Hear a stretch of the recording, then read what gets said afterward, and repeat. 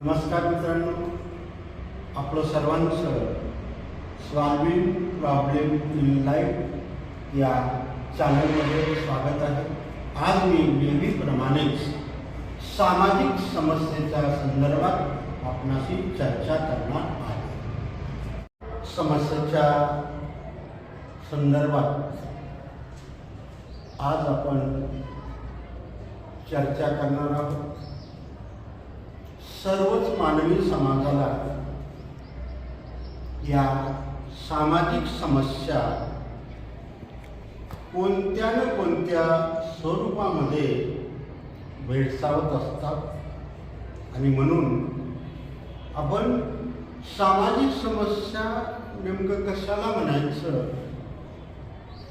सामाजिक समस्या आपण कशा पद्धतीने ओळखायच्या आणि ही सामाजिक समस्येची तीव्रता कमी कशी करता येईल किंवा एखादी सामाजिक समस्या समूळ पद्धतीने त्या समस्येचं उच्चाटन कसं करता येईल यासाठी विचार करणं आवश्यक आहे.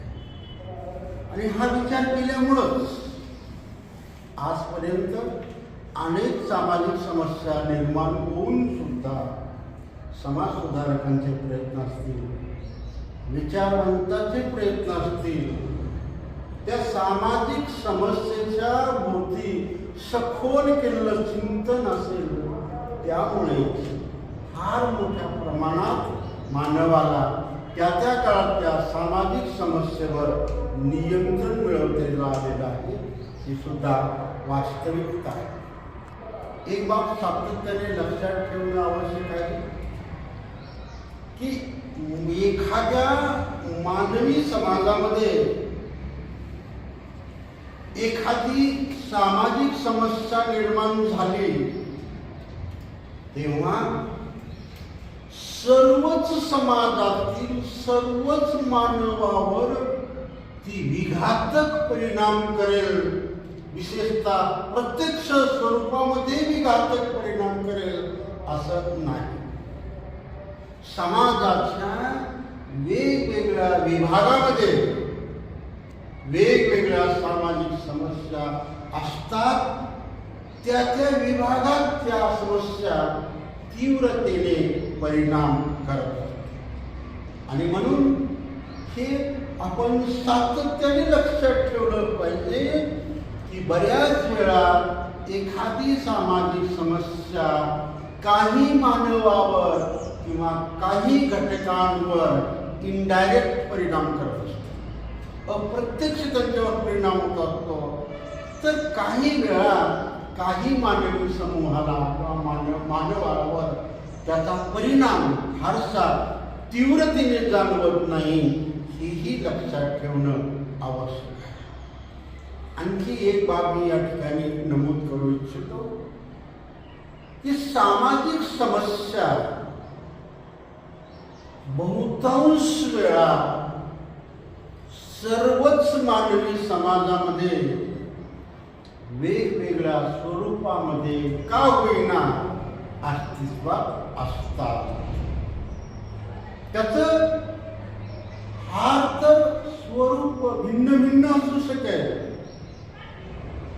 समाज निहाय त्याची तीव्रता कमी जास्त असू शकेल, परंतु एक मात्र निश्चित आहे की मानवी समाज आहे आणि तिथे एकही सामाजिक समस्या नाही असं फार कमी वेळा आढळू शकतं. ही सुद्धा वास्तविकता आपण समजावून घेणं गरजेचं आहे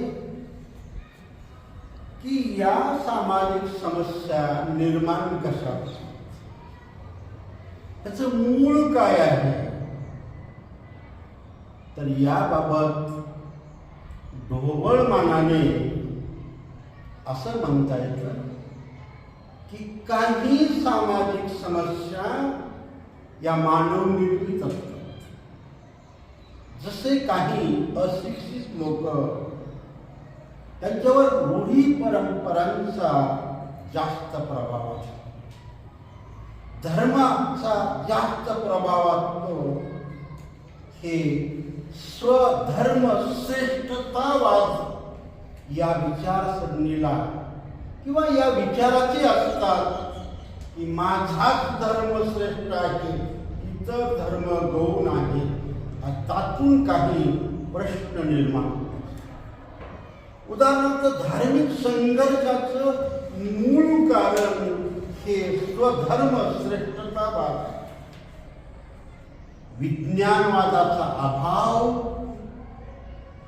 सर्व धर्म समभावाचा अभाव, राष्ट्रीय एकात्मतेची भावना नसणं हा भाग आणि त्याच पद्धतीने मुख्य म्हणजे पितृसत्ताक कुटुंब पद्धती, पुरुषांचं श्रेष्ठत्व आणि त्यातून महिलांवर केले जाणारे अन्याय यासारख्या अनेक घटकामधून सामाजिक समस्येची निर्मिती झालेली आहे. महिलांना दुय्यम स्थान दिलं जातं.